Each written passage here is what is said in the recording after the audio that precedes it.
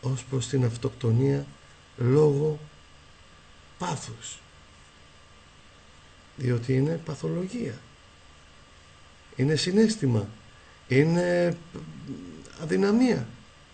Δεν έχεις χρησιμοποιήσει τη λογική πάνω στο συναίσθημα, την ψυχρή λογική, ώστε να υποστείς στερήσεις, αλλά μετά τις στερήσεις θα λάβεις το στεφάνι.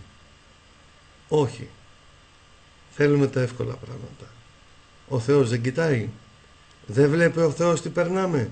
Τα παιδάκια στη Συρία που σκοτώνονται, δεν τα βλέπει ο Χριστός? Εδώ πέρα τα παιδιά που πεινάνε, τα άλλα που πνίγονται, τα άλλα με αρρώσεις, τα άλλα εκείνα, δεν τα βλέπει ο Θεός? Ναι, τα βλέπει ο Θεός. Ο Θεός όμως είναι μέσα σας. Και επειδή έχετε ελεύθερη βούληση, γιατί έχετε προσωπικότητα, Ιωάννα, Ευάγγελος, και ατομικότητα, ψυχή, δεν έχει όνομα η ψυχή, είναι εγώ. Μέσα στην ψυχή υπάρχει το πνεύμα του Πατέρα, αυτό που μας κάνει όμοιους. Ο Θεός τα βλέπει. Εσύ όμως που έχεις το Θεό μέσα σου, δεν κάνεις τίποτα.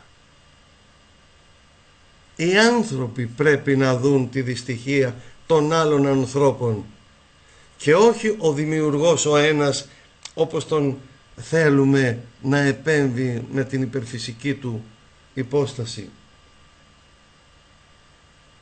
Ο Θεός βλέπει. Ο Θεός όμως βλέπει τους ανθρώπους, που οι άνθρωποι δεν βλέπουν τον πόνο και τη δυστυχία που προκαλούν οι μεν στους δε. Οπότε οι ίδιοι οι άνθρωποι δεν θέλουν το παιδάκι να σωθεί στη Συρία, στην Αίγυπτο, στο Ιράκ. Το παιδί, και ο διάβολος χαίρεται, γιατί επηρεάζει τις μάζες μέσα από την ψεύτικη θρησκεία τους να αισθανθούν ότι είναι το χέρι του Θεού. Και ο ανθρωποκτόνος και μισάνθρωπος εωσφόρος χαίρεται όταν το δημιούργημα του Θεού στρέφεται εναντίον στο δημιουργό του και ο δημιουργός προς το δημιούργημά του στρέφει το κεφάλι. Οι άνθρωποι είναι να δουν το κακό που προκαλούν και οι άνθρωποι είναι αυτοί που πρέπει να σταματήσουν το κακό. Όμως επειδή υπάρχουν γεγονότα και υπάρχουν και αθώοι, ο Θεός δίνει το σχέδιο, το γεωπλανητικό σχέδιο, με την δοκιμασία πίστεως 666, ώστε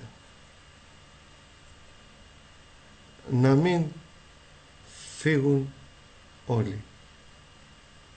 Έφτασε πια ο κόμπος στο χτένι, διότι αυτός ο πλανήτης και αυτός ο κόσμος δεν σώζεται λόγω του ότι το κακό έχει υπερτερήσει. Και είναι άδικο κάποιοι οποίοι προσπαθούν ειλικρινά να πάνε και αυτή τη φορά μαζί με τους άλλους. Όχι, αυτή τη φορά δεν θα πάνε όπως τις άλλες φορές. Αυτή τη φορά έρχεται ο Χριστός και ξεχωρίζει ήδη με τους αγγέλους του που δεν έχουν φτερά. Γνωρίζουν οι πάντες άγγελοι τους πάντες και τι όνειρα κάνουν ακόμα καταγράφονται και ξέρουν ότι τη στιγμή την ανάλογη ο απομηχανής Θεός, γιατί θα δείτε και μηχανές θα εμφανιστούν, αλλά οι εκλεκτοί είναι ήδη σημαδεμένοι. Οι άνθρωποι δεν ξέρουν κατά πόσον είναι σημαδεμένοι. Ο Χριστός ξέρει. Γι' αυτό και πρέπει ο καθένας από εσάς να φροντίσει τις σχέσεις του με το Θείο Πατέρα Χριστόν Ιησού, μέσα από τα μυστήριά του να έχει τους άρρητους δεσμούς και να διατηρήσει τη συγγένειά του με τον Πατέρα, ώστε όπου και να βρεθείς, σε σπηλιά, σε τρύπα μέσα στη γη χιλιόμετρα, δεν υπάρχει κανένα πρόβλημα. Από εκεί που είσαι να σε φέρουν εκεί που θέλουν οι ουράνιες δυνάμεις του φωτός. Καταλαβαίνετε,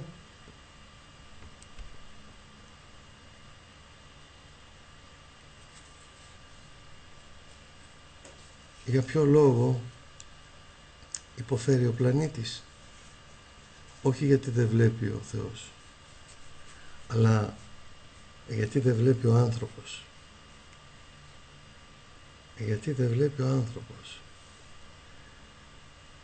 Πιστέψτε με λοιπόν ότι καλύτερες σχέσεις για τα πάθη μας, και όταν κοινωνάτε, μην κοινωνάτε απλά.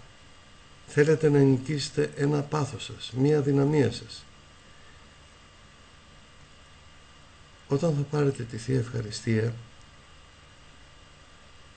και την καταπιείτε, πριν την καταπιείτε, εμένα αυτό όταν το είχα πει παλιά, πριν πολλά χρόνια, 25 χρόνια, μου το βγάλανε στις τηλεοράσεις και στο ιερατείο και είπαν ότι κάνω μάγια και φτύνω τη Θεία Κοινωνία.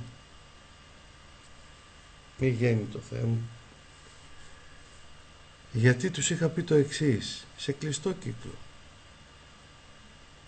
Όταν κοινωνήσετε, πάρτε τη Θεία Μετάληψη, κρατήστε τη στο στόμα, πηγαίνετε σε μια αγωνία, κλείστε τα μάτια, σκεφτείτε ποια αδυναμία σας θέλετε να νικήσετε, πείτε νοερά, φανταστείτε την αδυναμία σας αυτή, καταπιείτε τη Θεία Κοινωνία που δεν πάει πιο κάτω από το λαιμό, δεν πάει σε ισοφάγο και στομάχι, δεν πάει. Εδώ εκρήγνεται και κατευθύνετε την δύναμη αυτή στην αδυναμία που έχετε. Και δείτε την αδυναμία σας και στείλτε αυτό το φως εκεί. Σιγά σιγά με αυτόν τον τρόπο θα την νικήσετε. Εξάλλου γι' αυτό παίρνουμε τη Θεία Ευχαριστία. Λέει, δεν πάω να κοινωνήσω γιατί δεν είμαι έτοιμος. Δεν είμαι έτοιμη. Μα είναι δυνατόν να είσαι ποτέ έτοιμος και έτοιμη? Εάν τα καθαριστήρια ήταν για τα καθαρά ρούχα, εσείς τι λέτε? Θα είχανε δουλειά τα καθαριστήρια? Δεν θα είχανε. Η Θεία Χάρις και η κοινωνία του Χριστού είναι για να βελτιωθούμε, να καθαριστούμε και στην πορεία το υπόλοιπό μας να μας το δώσει χάρη ο Κύριος μας και Θεός μας Ιησούς Χριστός. Η χάρις του Κυρίου ημών Ιησού Χριστού ή με τα πάντων ημών. Έρωστε και ευδαιμονείτε.